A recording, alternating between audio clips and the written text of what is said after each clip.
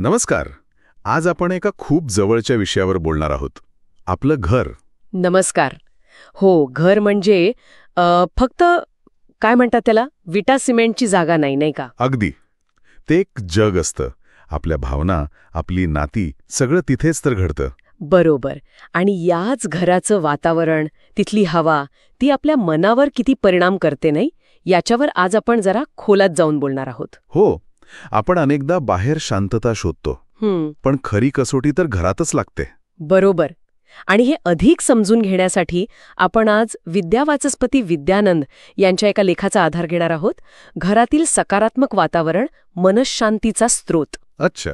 आपला उद्देश हा आहे की या लेखातून समजून घेऊ की सकारात्मक वातावरण का महत्वाचं आहे आणि ते कसं टिकवता येईल. आणि लेखाची सुरुवातच एका मोठ्या इंटरेस्टिंग विचाराने होते. थोडा विरोधाभासी वाटेल असा. कसा? लेखक म्हणतात की घरात जर चांगलं प्रेमळ वातावरण असेल ना, तर बाहेर कितीही तणाव असो, आव्हानं असोत, माणूस घरी आला की त्याला शांत वाटतं. अच्छा. पण याउलट घरातच जर नकारात्मकता असेल, सततची भांडणं, तणाव, तर बाहेर मिळणारा आनंदही फिका वाटतो. घरात मन लागत नाही. अरे बापरे. म्हणजे आपल्या मनःशांतीची किल्ली बऱ्याच अंशी आपल्या घरातच असते. अगदी तसंच काहीसं. चला तर मग याच मुद्द्यावर पुढे बोलूया.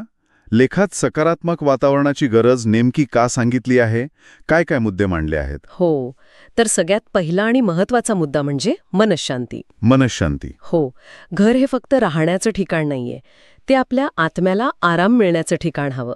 दिवसभराची धावपळ, कामाचा स्ट्रेस या सगळ्यातून परत आल्यावर घरात असं शांत, सुरक्षित वाटायला हवं. म्हणजे एक प्रकारचं इमोशनल चार्जिंग पॉइंट. अगदी. आणि ही भावना नुसत्या सोयीसुविधांमधून नाही येत, ती तिथल्या व्हायब्रेशन्समधून येते, सकारात्मक स्पंदनांमधून. बरोबर. आणि ही शांतता फक्त स्वतःपुरती नसते, नाही का? तिचा परिणाम कुटुंबातल्या इतरांवर, नात्यांवर होत असणारच. नक्कीच. तो दुसरा महत्वाचा मुद्दा आहे लेखातला, नात्यांची दृढता. सकारात्मक वातावरणात कसं होतं? संवाद चांगला राहतो, मोकळा, प्रेमळ, एकमेकांना समजून घेणं वाढतं, आदर राहतो. म्हणजे छोट्या गोष्टींवरून होणारे वाद विकोपाला जात नाहीत. बरोबर. त्यामुळे नात्यात फक्त गोडवा नाही, तर एक प्रकारची खोली येते, विश्वास वाढतो. लेखक तर म्हणतात की असं वातावरण नात्यांना पोसतं. नात्यांना पोसतं. खूप छान शब्द आहे हा. आणि याच वातावरणाचा परिणाम मुलांवर कसा होतो, हा पण मुद्दा असेलच लेखात. हो, तिसरा आणि खूप महत्वाचा मुद्दा, मुलांचं संगोपन. हो. मुलं म्हणजे काय म्हणतात त्याला, स्पंजसारखी असतात. घरात जे काही वातावरण असेल ते शोषून घेतात. घरात जर प्रेम, सुरक्षितता, मोकळा संवाद असेल तर मुलांमध्ये आत्मविश्वास येतो. सहानुभूती, जबाबदारीची जाणीव या गोष्टी नैसर्गिकपणे येतात. अच्छा. पण याउलट जर घरात सतत तणाव असेल, भीती, नकारात्मकता असेल तर त्याचा परिणाम त्यांच्या मनावर होतो, त्यांच्या डेव्हलपमेंटवर होतो. म्हणजे असुरक्षित वाटू शकतं त्यांना. हो. लेखक म्हणतात, मुलं घराचा आरसा असतात. घरात जे दिसेल तेच त्यांच्या वागण्यात उतरणार. म्हणजे पुढच्या पिढीच्या जडणघडणीसाठी सुद्धा हे वातावरण महत्वाचं. हे झाले मानसिक, भावनिक मुद्दे. पण लेखात थोडा आध्यात्मिक पैलू पण आहे ना? सकारात्मक वातावरण म्हणजे दिव्य प्रकाश वगैरे? हो, आहे. हा चौथा पैलू आहे. तो या संकल्पनेला अजून व्यापक करतो. कसा? सकारात्मक वातावरण म्हणजे फक्त वागणं बोलणं नाही, तर घराची एकूण एनर्जी, ऊर्जा. अच्छा, ऊर्जा. हो. आणि ही पॉझिटिव्ह एनर्जी येते प्रार्थनेतून, ध्यानातून, कृतज्ञतेतून, घरातल्या लोकांमध्ये जे एक एकीची भावना असते त्यातून. जेव्हा अशी ऊर्जा घरात असते तेव्हा तिथे एक प्रकारचं पावित्र्य येतं, शांतता येते. हे काही फक्त धार्मिक अर्थाने नाहीये. नाही, समजलं. तर एक उच्च भावनिक आणि मानसिक स्थिती म्हणता येईल. आपण घराला फक्त घर नाही तर एक सकारात्मक ऊर्जेचं केंद्र बनवतो.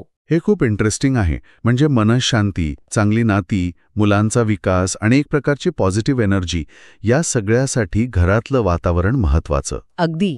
या सगळ्या मुद्द्यांच्या मागे मूळ विचार काय आहे असं वाटतं? लेखातून काय जाणवतं? या सगळ्याचं मूळ तत्व असं आहे की घराची खरी व्हॅल्यू, त्याचं महत्त्व हे त्याच्या भिंतींमध्ये किंवा फर्निचरमध्ये नाहीये, तर तिथे राहणाऱ्या माणसांच्या नात्यांमध्ये आहे, त्यांच्यातील संवादात, भावनांमध्ये, एकूण वातावरणाच्या क्वालिटीमध्ये आहे. म्हणजे माणसांमुळे घर आहे, वस्तूंमुळे नाही. बरोबर. लेखक स्पष्ट म्हणतात, शांती विकत घेता येत नाही, ती कमवावी लागते, जोपासावी लागते. आणि ती कशी जोपासायची? सकारात्मक संवादातून, समजूतदारपणातून, जाणीवपूर्वक प्रयत्न करून. घर किती मोठं आहे यापेक्षा घरातल्या माणसांचं मन किती मोठं आहे हे जास्त महत्वाचं ठरतं. म्हणजे भौतिक सजावटीपेक्षा भावनिक सजावट जास्त महत्वाची? पटलं. आपण खरंच बाहेरच्या गोष्टींवर जास्त लक्ष देतो कधीकधी. हो, आणि याचा अर्थ काय की घरातलं वातावरण आपल्या नियंत्रणात असू शकतं जर आपण प्रयत्न केले तर.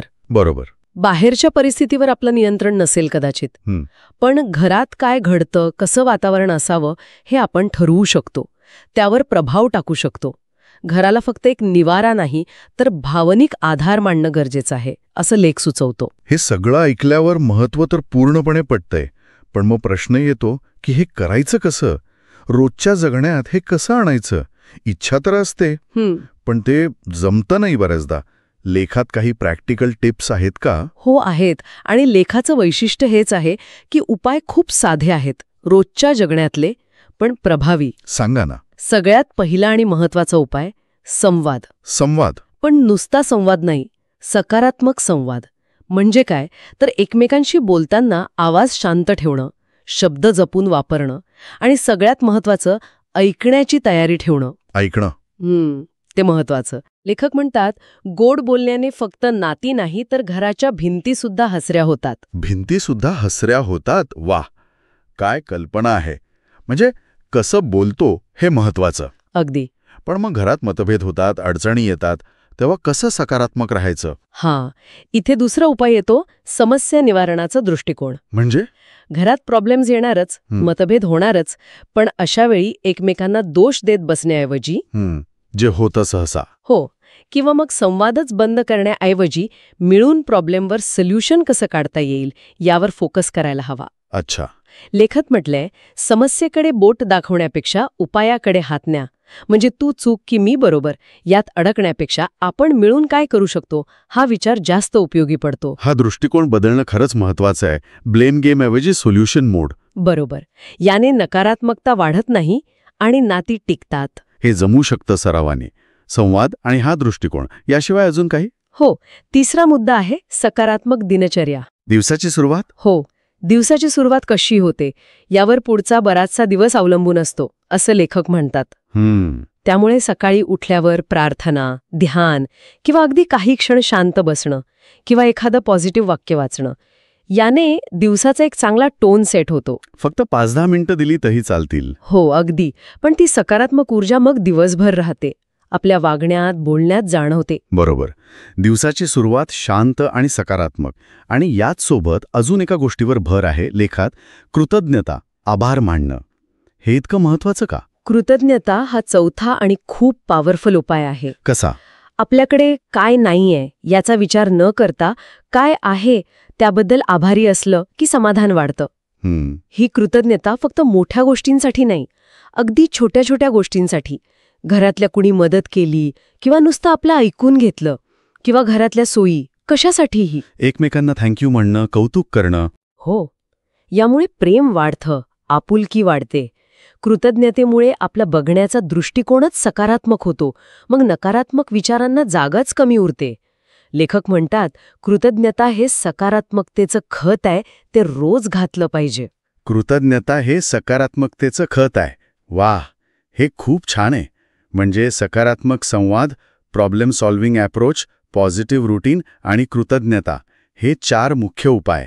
हो, हे ऐकायला तर खरंच खूप सोपे वाटतात. हो, आणि त्यांची गंमत त्यांच्या साधेपणातच आहे, पण त्याहून जास्त त्यांच्या सातत्यात आहे. सातत्य म्हणजे रोज करणं. अगदी. लेख इथेच महत्वाचा मुद्दा मांडतो. हे काही जादू नाही की आज केलं आणि उद्या बदललं. या छोट्या वाटणाऱ्या गोष्टी जाणीवपूर्वक आणि रोज कराव्या लागतात. त्यांची खरी ताकद त्या नियमितपणात आहे. जसं झाडाला रोज थोडं पाणी लागतं, तसं या सकारात्मक वातावरणाला या कृतींचं रोजचं सिंचन लागतं. आणि कदाचित म्हणूनच लेखात घराला देवाचं मंदिरच असं म्हटलंय, नाही का? या उपायांच्या संदर्भात ते वाक्य जास्त अर्थपूर्ण वाटतं. अगदी बरोबर.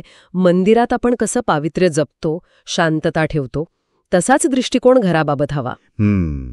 मंदिर म्हणजे फक्त मूर्तीची जागा नाही, जिथे पॉझिटिव्ह एनर्जी आहे, शांतता आहे, ती जागा. आपलं घरही तसंच असावं. म्हणजे पुन्हा आपण त्याच विचारावर येतो की खरं सुख, खरी शांतता ती पैशात किंवा वस्तूंमध्ये नाही, लेखात हे ठासून सांगितलंय. ती प्रेमळ, शांत, सकारात्मक घरातच मिळते. याच साध्या सवयी आणि हा दृष्टिकोन घराला फक्त राहण्याचं ठिकाण नाहीये, तर खरं घर बनवतात. पण ही जबाबदारी कोणाची? एका व्यक्तीने किती प्रयत्न करायचे असं वाटू शकतं. हा खूप महत्वाचा प्रश्न आहे आणि लेखात यावर स्पष्ट म्हटलंय. काय? ही जबाबदारी कुणा एकाची नाहीये, घरातल्या प्रत्येक सदस्याची आहे. प्रत्येकाची. हो, लेखात एक वाक्य आहे, प्रत्येकाने आपली भूमिका ओळखून योगदान दिलं तर घराचं वातावरण सदैव आनंदी राहील. म्हणजे सगळ्यांनी थोडं थोडं केलं तरी फरक पडतो. खूप मोठा फरक पडतो. प्रत्येकाने फक्त स्वतःच्या वागण्यावर लक्ष ठेवलं, स्वतः पॉझिटिव्ह राहायचा प्रयत्न केला, इतरांशी चांगलं वागलं, तरी त्याचा एकत्रित परिणाम प्रचंड असतो. ही एक टीमवर्क आहे. बरोबर.